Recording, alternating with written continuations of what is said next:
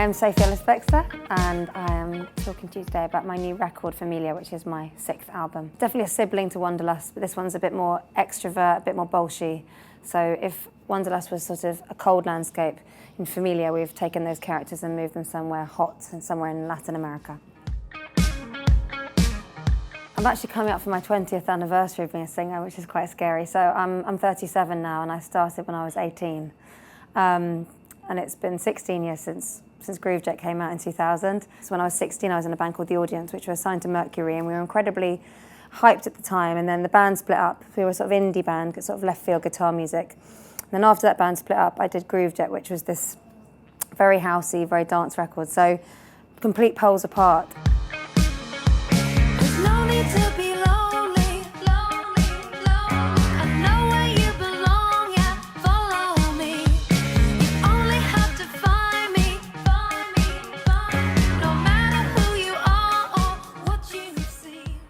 I think when it comes to the record stuff, basically whenever I get to the bit where I'm choosing the album title or deciding what I'm going to wear on stage or how the video should look like, for me that's like just a really fun aspect of what I do, and I really exploit that because I love it. So when I was in the studio in February, I'm sat there kind of Googling things and looking on eBay and looking all around and just trying to let my mind be filled with like little ideas of what I want to do.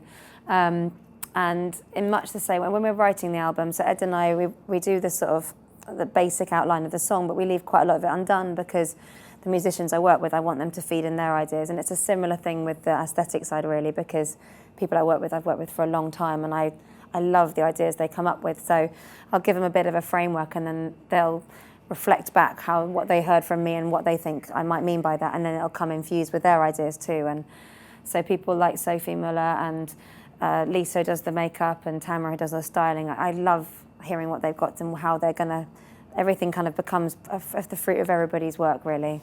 So I just feel very spoiled because all their ideas are in there too, and I love that. I feel like we all have a little share in everything we create, and that's a really nice way to work, and they're friends too, so that's nice. I'd never seen the programme before I did it, so I walked into the room thinking it was going to be like some people that were really awful and some people that are all right. I didn't realise that actually most people were pretty good. And even the people that aren't wonderful, there can be a real charm in watching those people discover they can do something they didn't think. So, I don't know, I think everybody's got a fair crack of the whip when it starts, you know. We're coming your way. We're gonna call it. Come with us. If you give us all your money, we'll give you your dreams. It's all so focused. You'll never want to tell. When I'm away working, I often get asked, oh, who's got your kids today, and where, you know, what's happening with all that. And my husband is also a musician, but I'm pretty sure when he turns up to do interviews, they don't say, who's got the kids today, and you know, how does your childcare work? And in fact, I know he doesn't because I've asked him, so that kind of thing. But you know, a lot of it's talking about things like people would talk about how the weather is or something. You know, a lot of it's just sort of making small talk, really, and I try not to take it to heart or be offended by it, because I don't think anyone means anything by it, really.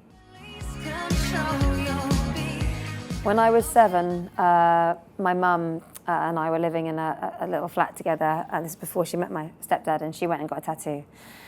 So I think it sort of sowed the seed in my head of like, oh, when you're grown up, you're going to get a tattoo. And then it was quite funny because I was waiting for a long time to know what to get, and then just before Richard and I got married, we went over to Paris and I got this done, and then that evening after I got it done, we went into a club and I got quite tipsy, and I was saying like, oh my God, I can't believe I've done something like, I mean, it's such a sort of, it doesn't really take too much armchair psychology to work out why I'm getting married and I've got a baby and I've had like family, like it's almost like to my mum and dad, like, see, I've got it back. Like, okay, but then again, my family are super important. I'm close to my mum, my dad, my brothers, my sisters, my step-parents, they're all in there.